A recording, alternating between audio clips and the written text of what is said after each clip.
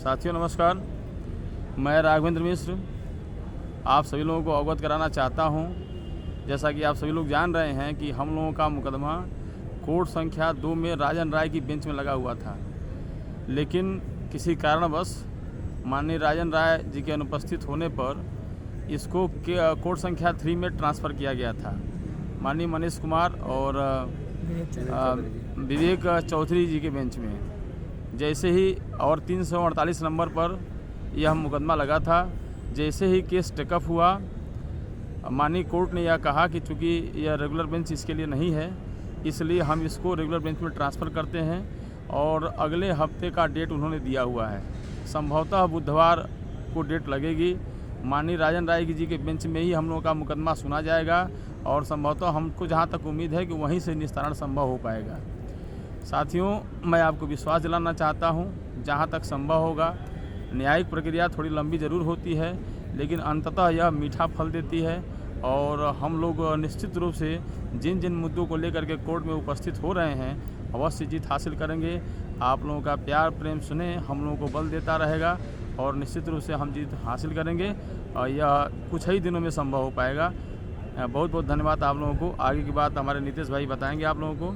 सभी साथियों को नमस्कार। साथियों, मैं नीतीश सिंह और साथियों, आज जैसे कि अपना 26 जुलाई को कोर्ट नंबर 2 में राजन राय सर की बेंच में लगा हुआ था, लेकिन उनका स्वास्थ्य नहीं अच्छा था, राघन भैया जी ने बता दिया, तो इस कारण हमारा फिर से दिन का दिन मतलब केस ट्रांसफ़र कर दिया गया विवेक चौधरी से मनीष कुमार सर जी की बेंच में। उन्होंने जैसे ही केस हमारा 348 पे एडिशनल में लगा हुआ था, जैसे उन्होंने टेकअप किया और उन्हें तुरंत तत्काल मतलब नेक्स्ट वीक की डेट उन्होंने फिर से प्रोवाइड कर दी, हम लोगों को दे दी। दिन बुधवार फिर से और 2 अगस्त को डेट लगी हुई है। तो साथियों, फिर से ये रेगुलर बेंच ही राजन राय सर ही डिसाइड करेंगे, क्योंकि उनसे बोला गया कि टॉप प्रायोरिटी में इसको लगा दीजिए, लेकिन उन्होंने कहा कि हम नहीं इसको वो करेंगे और उसको रेगुलर बेंच ही वो सुनवाई करेगा और वही इसको निस्तारण वही करेंगे। और बाकी बस ठीक है दोस्तों, यही आज की थी हमारी अपडेट, वो हम लोगों ने कोर्ट वाली दे दी है और तो कुछ है नहीं। आशुतोष भाई कुछ अगर कहना चाहें तो कहें। नमस्कार साथियों, मैं जैसा आपको बताना चाह रहा हूँ कि सुबह हम लोग यहाँ पे, वैसे तो हम शाम को ही आ गए थे, भैया सुबह आए थे, राघवेंद्र भैया। तो हम लोग सबसे पहले सुबह 8 बजे अमरेंद्र नाथ त्रिपाठी सर के चैम्बर गए थे। तो वहाँ जाके हम लोगों ने अपना जो हमारा टीटी का मुद्दा है उस पर बात किया और जो ATRE डिफेंड करने का है उस पर बात किया कि सर हम लोगों को किस तरह से मिल सकता है। तो उनका पहला यही हमसे था कि बेटा आज कुछ भी नहीं होगा और किसी भी तरह से आज मतलब अपनी सुनवाई नहीं हो सकती है जब तक रेगुलर बेंच नहीं लगेगी। लेकिन ठीक है, आप लोग अगर रुकना चाहते हैं तो आप लोग रुक जाइए। तो हम लोग चूँकि आए थे तो हम लोग सोचे कि नहीं हम लोग देख लेंगे एक बार, तो इसलिए हम लोग रुक गए और रुक के हम लोगों ने सुनवाई को सुना देखा।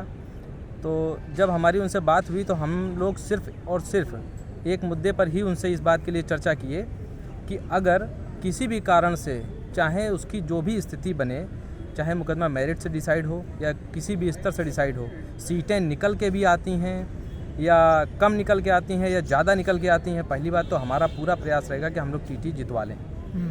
और उसके एवज में अगर किसी भी कारण से हमको सीटें मिलती हैं, मान लीजिए कि अगर मुकदमा हमारा TT का प्रोसीड बना रहा, चलता रहा और इधर से गवर्नमेंट ने कुछ हमारा रिविजिट करके या कुछ खेल करके अगर कुछ सीटें निकाल के दी, तो हम लोग इस बात को कहने पर पूरी तरह से प्रतिबद्ध हैं। इसमें कोई इफ बट वाली बात नहीं है कि जितने भी हमारे कोर्ट में याची हैं, क्योंकि हमने जिन लोगों ने संघर्ष किया है हम सिर्फ उनके लिए लड़ रहे हैं, जो घर बैठकर आराम कर रहे हैं उनके लिए नहीं लड़ रहे हैं। तो हमारा उनसे यही था कि सर इस बात को प्रबलता से आप रखिएगा कि चाहे 500 सीट आए या 5000 सीट आए या 50,000 आए, जितना भी आए, हमें इससे नहीं मतलब है कि सीटों की संख्या क्या होगी क्या नहीं होगी, लेकिन जो भी कैंडिडेट याची है सिर्फ उसके फेवर में फैसला हो, यानी वो सीटें उनको ही दी जाएं। जो उनके दरवाजे पर न्याय मांगने आए हैं, जो कोर्ट के दरवाजे पर न्याय मांगने आया है, प्रथम अधिकार उसका है और जो घर बैठा है उसका प्रथम अधिकार नहीं। वो हमारी बात से सहमत थे। उन्होंने इस बात में कहा कि संभवतः ऐसा ही होता है और हम इस बात को प्रमुखता से रखेंगे। राघवेंद्र भैया ने इस बात को बहुत अच्छे से अमरेंद्र सर से इस बात पर चर्चा की और मैं सामने था, मैंने सारी बात को सुना और जो मुझे लगा मैंने उसमें अपनी बात को कहा।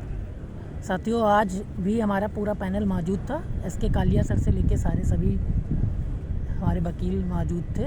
तो और हाँ साथियों, एक विशेष बात कुछ आशुतोष बात बोलना चाह रहे हैं कि हमारे जनरल के और भी जो भी साथी हैं वो कम से कम एक सीनियर और अधिवक्ता हायर जरूर करें, है ना राघवेंद्र भैया? जी जी, बहुत आवश्यक है। आवश्यक है, क्योंकि उनकी देखिए संख्या जितने भी हमारे जनरल के साथी हैं, चाहे वो कोई भी टीम हो जिसने हाँ, यहाँ पर हमारी केस से- डाला है, हाँ। और हम चाहते हैं कि वो कम से कम अपने किसी एक अच्छे सीनियर को यहाँ पे नहीं, इससे कोई मतलब नहीं है कि वो किसको लाते हैं, लेकिन हाँ। कोई भी है किसी भी मतलब किसी भी अच्छे सीनियर को यहाँ ला सकता है, ठीक है। क्योंकि अगर नहीं लाएगा तो अब ये सोचिए कि मान लीजिए किसी दिन अमरेंद्र नाथ त्रिपाठी सर की तबीयत खराब हो गई या कालिया सर मान लीजिए कुछ उनको दिक्कत हो आ गई, गई तो ये बताइए हम लोग उस दौरान क्या हम इन्हीं 2-3 लोगों पर डिपेंड रहेंगे उनके इंस्टीट्यूट कि में अमरेंद्र भी नाथ तो त्रिपाठी होना सर हो गए, कालिया साहब हो गए और असित कुमार चतुर्वेदी हो गए, बस यही 3 लोग तो हैं जो मेन हैं, जो इसको केस को लड़ रहे हैं। और जब ये तीनों लोग अगर मान लो मतलब ऐसा हो सकता है ना कि एक बार देखे थे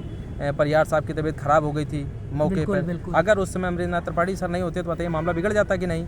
इसी तरह से सबको, हर टीम को अगर अपना एक एक अच्छा वकील यहाँ पर रखेंगे तो क्या होगा ना कि इससे जनरल को मजबूती रहेगी।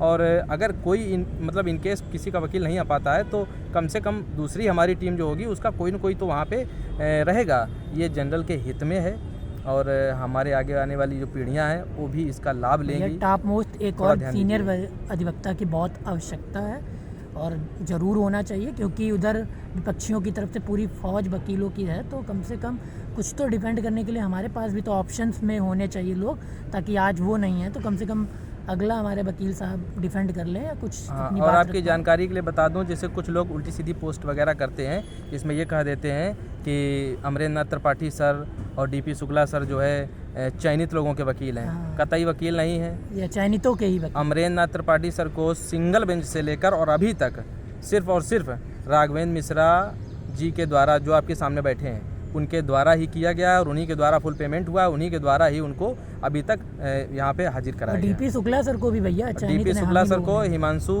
और नितेश और धर्मेंद्र भाई के द्वारा उनको कराया गया है और वही उनके मेन वकील हैं जो सबको हैंडल करते हैं, जिससे भी बहस करानी होती है, ब्रीफिंग करते हैं। उनका मेन काम यही है कि उस सब की ब्रीफिंग डीपी शुक्ला सर ही करते हैं। वही वो स्टार्टिंग से केस को तो इसलिए किसी भी तरह से मतलब इस तरह से गलत बातें ना फैलाई जाएं और ना होनी हाँ, किसी को अगर कोई समस्या है तो वो एक बार बात कर ले और दूसरी बात पर्सनली कॉल कर सकता है या कोर्ट में आके देख सकता है। अगर कोई समस्या है तो हम लोग उसको दिखा भी देंगे, बात करा देंगे। साथियों वैसे हमारा वीडियो काफ़ी लंबा हो रहा है तो अब कोई ऐसी अपडेट है नहीं और बाकी जो भी होगी नेक्स्ट सुनवाई में फिर से हम लोग आप लोगों को देंगे, ठीक है। तब तक के लिए साथियों नमस्कार, जय श्री राम।